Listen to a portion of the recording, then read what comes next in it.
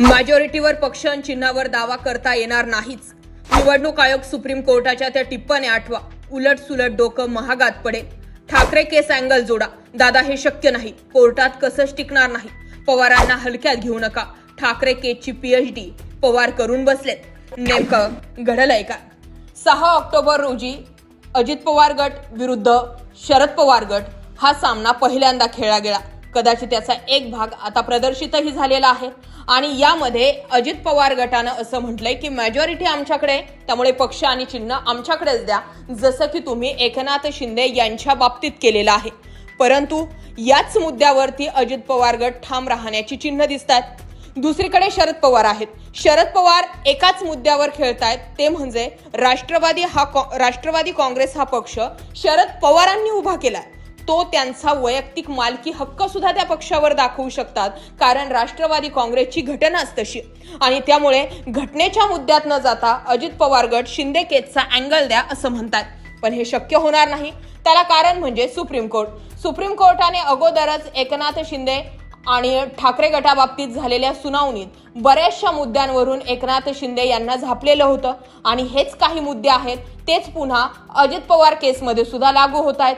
अगोदरच सांगितलं गेलं होतं, निवडणूक आयोग असेल किंवा विधानसभा अध्यक्ष असेल किंवा प्रतोद कोण नेमू शकतं, या सगळ्या घडामोडींवरती सुप्रीम कोर्टाने अगोदरच उद्धव ठाकरे आणि एकनाथ शिंदे यांच्या बाबतीत निर्णय दिलेला आहे. फक्त आणि फक्त त्याची अंमलबजावणी करणं बाकी आहे. आणि हे एकीकडे कोडं सुटत नाही, तेच दुसरीकडे अजित पवार गट आणि शरद पवार गट असे दोन गट समोर आलेले आहेत. त्यामुळे सेम टू सेम जे सुप्रीम कोर्टाने उद्धव ठाकरेंच्या बाबतीत म्हटलं होतं, कदाचित तेच शरद पवारांच्या बाबतीत सुद्धा सुप्रीम कोर्ट म्हणू शकतं. एवढंच नव्हे तर शिवसेना या पक्षापेक्षा सुद्धा शरद पवारांच्या राष्ट्रवादीची घटना मजबूत आहे आणि राष्ट्रवादी काँग्रेसच्या घटनेनुसार राष्ट्रवादी या पक्षाचे अध्यक्ष शरद पवारच आहेत.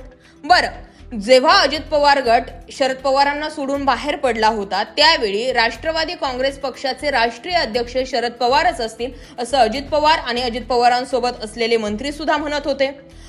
शरद पवारच आमचे विठ्ठल आहेत असंही ते म्हणत होते. त्यांच्या बॅनरवरती शरद पवारांचेच फोटो होते.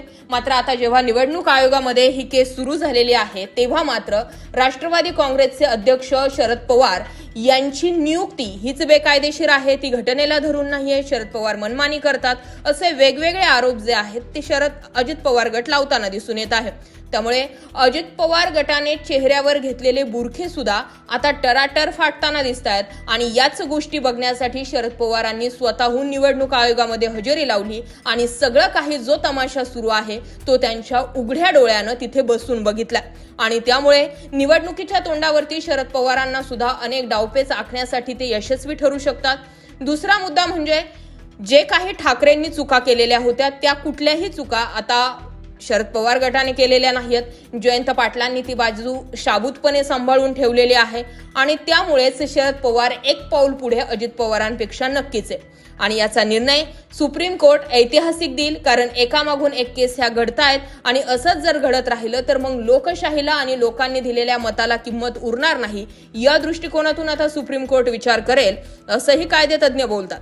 याबाबत तुम्हाला काय वाटतंय कमेंटमध्ये व्यक्त व्हा. मुद्दा आणि विषय आवडला असेल तर जास्तीत जास्त लोकांपर्यंत जरूर शेअर करा.